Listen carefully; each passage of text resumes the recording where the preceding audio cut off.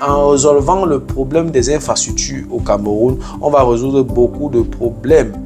Le gouvernement doit se mettre au service du peuple. Quand je dis le gouvernement doit se mettre au service du peuple, c'est identifier les problèmes du peuple. Si ce n'était pas qu'on a certains députés qui sont des mange-mille, ce sont certains députés qui sont seulement là pour leur propre ventre. Vraiment, normalement, les problèmes du bas peuple, les problèmes du peuple devaient déjà monter. Les députés, les maires, les conseillers municipaux devaient aller repérer les problèmes auxquels sont les problèmes dans la société, les problèmes que les populations, les problèmes des populations, et puis aller voilà, présenter ça auprès du gouvernement. Si vraiment ces députés-là faisaient leur travail, parce qu'ils sont en principe au service du peuple. Le gouvernement est là pour servir le peuple et non le contraire. Donc, voilà. Et c'est pour ça que je vais toujours dire, et dans plusieurs vidéos, je l'ai mentionné, j'apprécie vraiment tout ce que le gouvernement burkinabé, le gouvernement nigérien, le gouvernement malien sont en train de faire. C'est vrai qu'on ne sait pas ce qui va se passer dans 5 ans, on ne sait pas si leur démarche va mettre long, on ne sait pas si leur philosophie va durer, on ne sait pas si leur vision va vraiment, les caps qui se sont fixés vont vraiment atteindre, mais vraiment l'intention est déjà très bonne et la direction qu'ils ont prise est aussi très très bonne. Donc vraiment je les admire beaucoup. Si vraiment cette vision là, cette façon de faire là pouvait contaminer les autres gouvernements, ce serait vraiment une très bonne chose. Je pense que l'Afrique est bien partie pour s'en sortir les 10-20 prochaines années.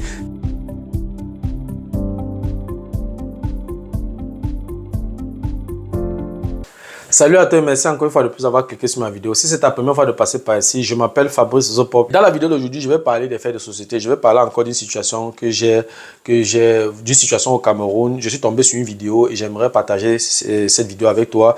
Et on va regarder la vidéo ensemble et après, donc, je vais faire un petit commentaire sur cette vidéo. Je ne suis pas en train de vouloir tirer mon pays, voilà, de perdre mon pays en noir. Donc j'essaie juste d'identifier ce que je trouve qui ne marche pas. Mon intention, ce n'est pas de tirer mon pays vers le bas. Non, non. Je suis juste en train de relever, de dénoncer ce qui ne marche pas pour booster, pour permettre, n'est-ce pas, à ceux qui ont la possibilité de changer les choses, de le faire. J'aimerais bien également contribuer à ma manière. Et si je trouve une quelconque possibilité, je le ferai. Donc voilà, si tu veux en savoir plus, reste scotché la suite juste après le générique.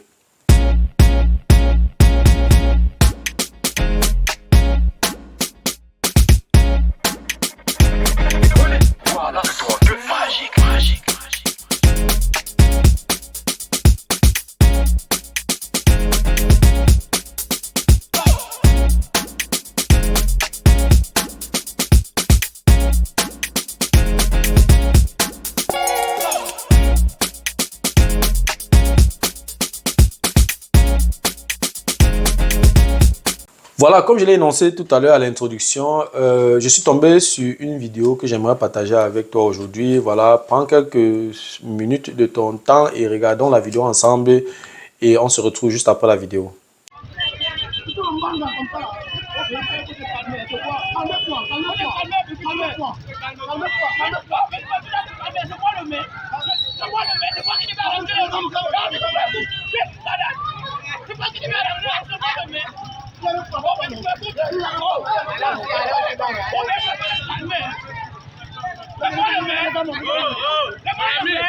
Mon ami, ce n'est pas de sa faute.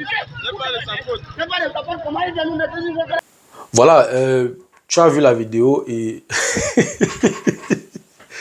je dois avouer que quand tu regardes la vidéo, ça fait d'abord rire, oui, parce que le monsieur, peut-être, tu ne sais pas où il partait, peut-être qu'il avait un rendez-vous très dangereux, un rendez-vous très important, peut-être à une jeune femme là, il avait peut-être un rendez-vous galant et tout, voilà, et quand il devient, je crois que même le port est plus propre, et il se retrouve dans cette situation-là. Maintenant, il ne sait pas, il fait comment? Il va rester là ou il va rentrer, et il va rentrer comment? S'il est loin de son lieu d'habitation, il fait comment pour rentrer? Il y a quel taxi qui va accepter de le transporter? Quel moto-taximan va accepter de le transporter? Il est dans une situation très compliquée. Il est obligé de demander de l'eau pour se laver avec les habits.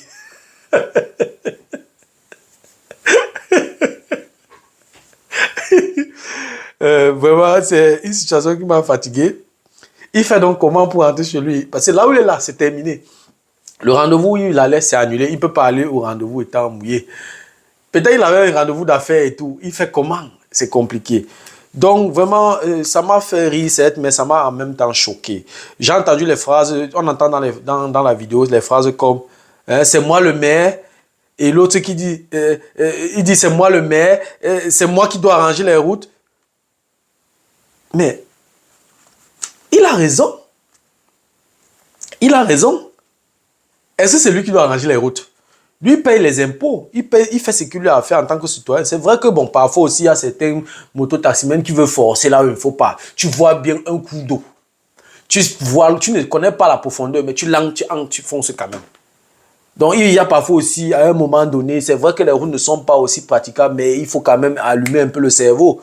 Tu vois un coup d'eau, tu ne connais pas la profondeur, tu ne peux pas évaluer, tu ne peux pas estimer la profondeur, mais tu lances quand même.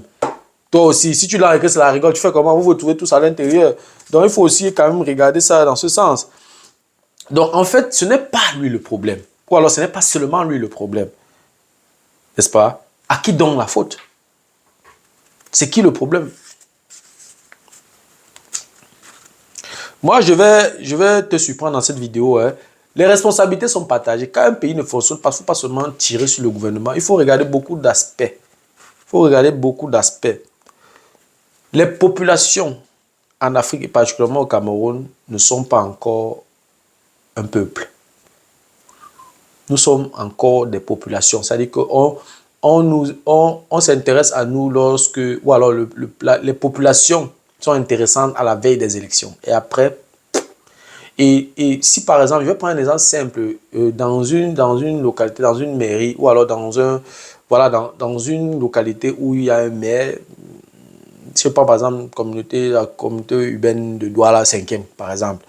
Il y a un maire, à la veille des élections municipales, il va venir là, il va venir avec du riz, du savon, de l'huile, de la sardine, un peu de choses, un peu de pain. Moi-même, quand j'étais jeune, j'ai mangé ce pain-là et j'ai mangé cette sardine-là. Donc, je ne suis pas exclu. Moi-même, j'étais dedans quand j'étais un peu plus jeune. Bon, voilà. Donc, du coup, dès que les élections sont passées, on les a élus, c'est fini. C'est à ce moment-là où on voit la différence entre une population et un peuple. Parce que le peuple va revendiquer. Le peuple va dire, monsieur le maire, on t'a voté pour que notre localité soit propre, pour qu'il y ait des bacs à ordures un peu de partout. Après un an, on vous a élu l'année passée, ça fait un an, on a attendu un an, on est à un an, tout le monde connaît là où le maire vit. Quand Madame Foni vivait encore, je parle de la localité que je maîtrise, que je connais, où j'ai grandi. Notre maire, pendant des années, c'était Madame Foni. On connaît où elle vit. On va seulement là-bas, on fait un sitting là-bas. On dit que Madame Foni perd son âme. On vous a élu. Ça fait déjà un an. On n'a pas de bac à ordures. Notre environnement est sale. Les moustiques veulent nous tuer. Les rigoles, c'est la magie, c'est la catastrophe. On ne sait pas comment faire. Il faut les mettre devant les responsabilités. C'est à ce niveau qu'on se démarque de la population. Il n'y a qu'un peuple qui peut faire ça. Or, si les populations ne font pas ça, elles restent une population. Parce que le peuple est souverain. Les populations sont... Au Cameroun, ce sont des populations, ce ne sont pas des peuples. Un peuple est souverain et exprime son ras-le-bol. Donc, quand ça ne marche pas, si dans une commune, ça ne fonctionne pas comme il faut, ils vont aller vers le maire et faire preuve de son mécontentement pour que le maire se dépêche un peu. Si ce n'est pas à son niveau, il va un peu plus haut pour poser les revendications des populations ou alors du peuple. Voilà. Donc, si dans une localité, les peuples ou alors les habitants se laissent voiler avec le riz, avec du savon, avec de l'huile, avec du pain, voilà, vous n'allez pas demander à quelqu'un, vous n'allez pas juger ou alors vous n'allez pas condamner quelqu'un qui a été intelligent, qui a couru dans votre cerveau. Si le maire est intelligent, il court dans votre cerveau, il vient, il vous donne le riz, il vous donne la sardine, il vous donne le savon, il vous donne de l'huile et puis vous ne le dérangez pas, il continue son mandat et tout. Vous le votez, il continue son mandat. C'est de bonne guerre, c'est à vous de revendiquer, c'est à vous de dire que monsieur le maire, non, ça ne marche pas. Ça ne marche pas, il faut faire quelque chose. Donc, il faut mettre les élus devant leurs responsabilités. C'est tout ce que le peuple doit faire. Ça, c'est les premiers responsables. Les premiers responsables, comme je l'ai dit tout à l'heure, c'est C'est les populations. Les deuxièmes responsables, ce sont les élus. Quand je parle des élus, je parle des députés, je parle des conseillers municipaux, je parle des maires. Ce sont des personnes qui sont en fait les représentants du peuple. Ils doivent faire preuve d'un peu plus de patriotisme. Ils doivent, voilà, porter les aspirations du peuple, des peuples, n'est-ce pas, auprès du gouvernement. Ils doivent porter la volonté du peuple auprès des décidants, auprès des personnes qui dirigent, auprès des dirigeants, auprès des décideurs. Donc, ça, c'est la responsabilité. Ça, c'est les deuxièmes responsables de la situation. Si une route n'est pas goudronnée, s'il y a une route qui n'est pas goudronnée, lors des élections, vous dites au maire, à monsieur le maire, que monsieur le maire, pour qu'on te vote, il faut vraiment que notre axe-ci soit praticable. On va te donner un certain temps. Si après les 2 ans, monsieur le maire ne fait pas, s'il n'a pas la capacité de le faire, il a quand même la capacité de passer l'information, de mettre la pression comme il peut à son niveau pour que cet axe soit assaini. Donc, c'est un peu ça. Donc, il faut que le peuple apprenne à mettre ses élus devant ses responsabilités, devant leurs responsabilités, autant pour moi. Donc, le troisième responsable, c'est clair. Le premier responsable, j'ai déjà dit, c'est les populations. Le deuxième responsable, les élus du peuple. Le troisième responsable, c'est le gouvernement, bien évidemment. Normalement, gouverner, c'est prévoir. Donc, il y a quand même un ministère de transport, il y a un ministère de l'urbanisme, je ne sais pas. Donc, du coup, je pense qu'ils savent à quel niveau il peut avoir des problèmes. Même si eux, ils ne savent pas, ils reçoivent l'information du bas, ils reçoivent l'information des maires, ils reçoivent les informations des députés. Bref, ils sont informés. Et normalement, un ministre de transport, c'est celui-là qui est constamment sur le terrain, qui a des agents sur le terrain. Il n'est pas obligé de lui-même porter sa veste et venir sur le terrain. Il a des agents qui peuvent envoyer. Il a la possibilité de travailler avec les experts, avec les techniciens et tout, qui les envoient sur le terrain pour identifier et tout. C'est comme ça que ça se passe dans tous les pays qui se respectent.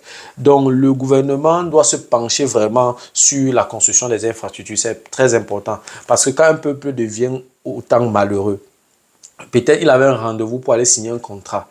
C'est une perte pour le peuple. Parce que le contrat qu'il partait signer, peut-être c'est peut-être pour un emploi. Il va aller signer le contrat, on va le payer. Et quand on va le payer, il va peut-être cotiser à la CNPS et il va également payer les impôts. Et c'est toujours un profit pour l'État. Donc, ce sont des manques à gagner. En arrangeant la route, ça résout beaucoup de problèmes.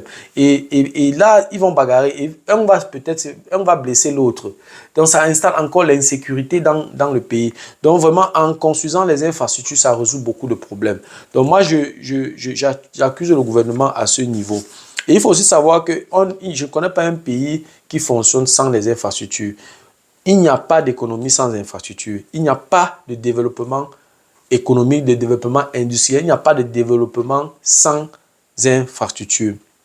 Et je ne pense pas aussi que dans un environnement où les infrastructures ne sont pas développées, je ne pense pas qu'il peut avoir paix. Il ne peut pas avoir paix. Là, par exemple, c'est la guerre.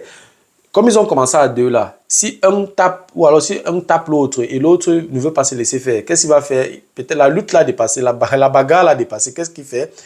Il va aller chercher ce qu'on appelle le renfort. Il va aller chercher son retour. Quand il va revenir donc avec ses gars, l'autre va aussi aller chercher ses gars. Après, ça fait une bagarre générale. J'ai vécu ce genre de scène plusieurs fois quand j'étais un peu plus jeune. Donc voilà, et ça, c'est pas la paix. On ne peut pas vivre dans ces situations-là, on ne peut pas vivre en paix. Et la stabilité du pays, l'instabilité du pays donc, est la conséquence logique. Donc, en résolvant le problème des infrastructures au Cameroun, on va résoudre beaucoup de problèmes. Le gouvernement doit se mettre au service du peuple. Quand je dis le gouvernement doit se mettre au service du peuple, c'est identifier les problèmes du peuple. Si ce n'était pas qu'on a certains députés qui sont des mange-mille, ce sont certains députés qui sont seulement là pour leur propre ventre, vraiment, normalement, les problèmes du bas peuple, les problèmes du peuple devaient déjà monter. Les députés, les maires, les conseillers municipaux devaient aller repérer les problèmes dans la société, les problèmes que les populations, les problèmes des populations, et puis aller voilà, présenter ça auprès du gouvernement. Si vraiment ces députés-là faisaient leur travail, Parce qu'ils sont en principe au service du peuple. Le gouvernement est là pour servir le peuple et non le contraire. Donc, voilà, et c'est pour ça que je vais toujours dire, et dans plusieurs vidéos, je l'ai mentionné, j'apprécie vraiment tout ce que le gouvernement burkinabé, le gouvernement nigérien, le gouvernement malien sont en train de faire.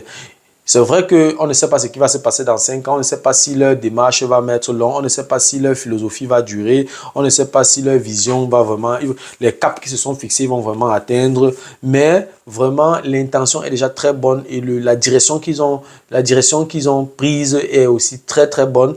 Donc vraiment, je les admire beaucoup. Si vraiment cette vision-là, cette façon de faire-là pouvait contaminer les autres gouvernements, ce serait vraiment une très bonne chose. Je pense que l'Afrique est bien partie pour s'en sortir les 10-20 prochaines années. Si on a davantage ce genre de dirigeants, je ne suis pas en train d'inciter les personnes ici à créer les coups d'État. Je suis vraiment pas... Je préfère toujours...